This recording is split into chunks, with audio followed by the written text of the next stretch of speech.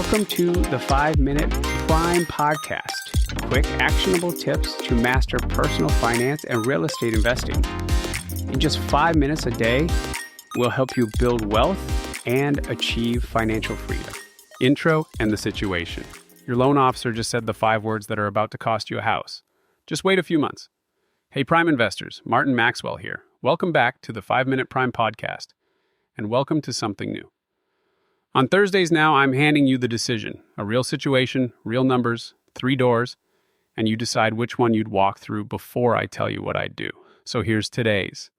You found the house, $300,000, a starter home, the one that actually fits your budget and your commute.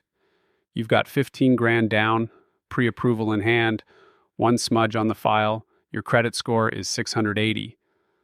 Your loan officer pulls the rate sheet. At 680, you're looking at about 707, call it 7%, which is around $1,900 a month. At 740, you'd be at 670, about $1,839 a month. And then the advice, you're so close. Take a few months, get to 740, lock the better rate. It sounds responsible, it sounds patient, it sounds like the smart adult move. So before you nod along, let's actually run it. The trigger, run the actual number instead of trusting the round one. The gap between your 680 rate and the 740 rate, it's not hundreds of dollars. 1908 versus 1839, that's $69 a month. The whole spread is about 1/3 of a percentage point. That's it, $69. And it used to be so much more. Back in 2023, Fannie and Freddie redrew the fee grid, the LLPA grid, the thing that turns your score into a rate, and they quietly shrank the penalty for a mid-680's score. Not by a little either. The old grid treated a 680 like a real credit risk, a fee that could tack a 0.5 point onto your rate.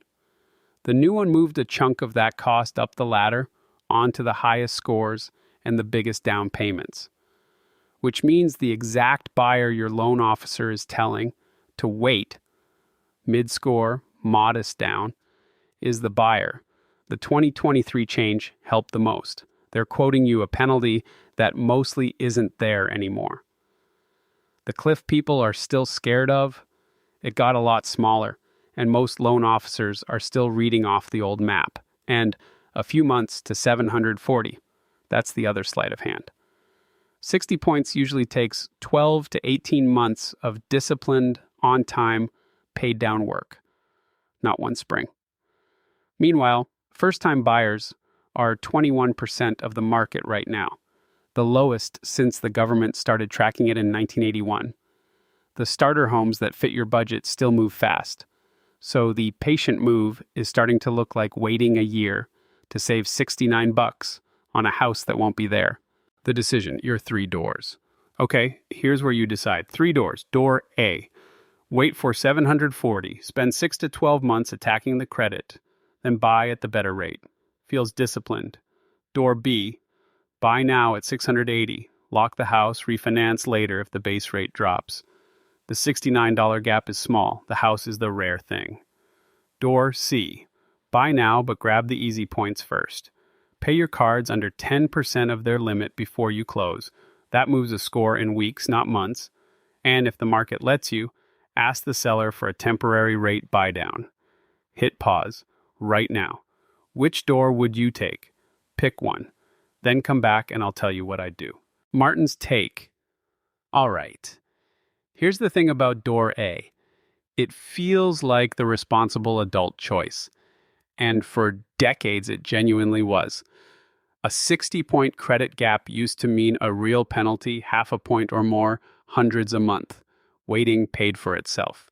Then 2023 changed the grid. Now the jump from 680 to 740 is 1/3 of a point. $69. Real money over 30 years, sure. Call it $800 a year, about 25 grand if you never refinance. But spread across 3 decades, that is not worth losing this house over. And here's the part nobody says out loud. Door A doesn't ask you to make 1 bet. It asks you to make 3. That the house is still there in a year. That the base rate didn't climb past the third of a point you're chasing, and that you actually hit 740 on schedule, miss any one of the three, and you waited a year for nothing. So door B is the right framework. Say it with me. The house is rarer than the rate. You can always refinance a rate. You can never refinance a house somebody else already bought. But door B has a quiet trap. I'll refi when my credit improves only works if the base rate drops too. A refinance costs 2 to 5% of the loan. A refi that only captures a third of a point off your score will basically never earn that back. You refinance to chase a lower market rate, not a higher credit score, which is why I'd take door C. You don't have to choose between waiting a year and leaving money on the table. Two moves grab most of the gap right now. One, pay your card balances under 10% before the rate locks. Utilization is the fastest moving thing in your whole score. It can lift you 20, 30, 40 points in a month and a half. And here's why it moves so fast. It's about 30% of your score, and the bureaus reread it every single month when your statement posts. There's no 12-month history to build, no aged accounts to wait on, just a balance that drops, and a score that follows on the next cycle. That's not the 12-month slog. That's a 6-week sprint on the one lever that moves fastest. 2, if the market gives you room, ask the seller for a temporary buy down. They prepay to drop your rate for 2 years, often cheaper for them than cutting the price. And one more lever your loan officer might not lead with. If 7% conventional stings at 680, ask for an FHA quote too. FHA doesn't punish a 680 the way conventional does. It's often an eighth to a quarter point lower. You trade for mortgage insurance that's stickier than conventional PMI, but it can quietly settle this whole thing.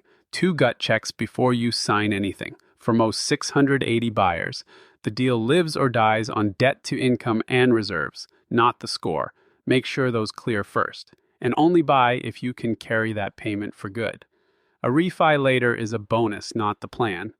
That one line item, utilization, changes everything.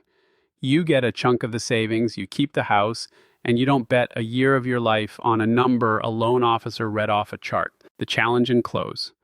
So here's your challenge today. Pull your credit, the real report, free, and find your utilization. Total card balances divided by total limits. If it's over 10%, that's your fastest path to a better rate, and it's a 6-week move, not a 6-month one. Then what? Knock it under 10, get a rapid rescore before you lock, and go make the offer. Don't wait 12 months to save $69 on a house that won't wait for you. Fix what moves fast, buy what's rare, and refinance the rate when the market gives you a reason to, not when a chart tells you you're finally good enough. I'm Martin Maxwell. That was your Thursday scenario.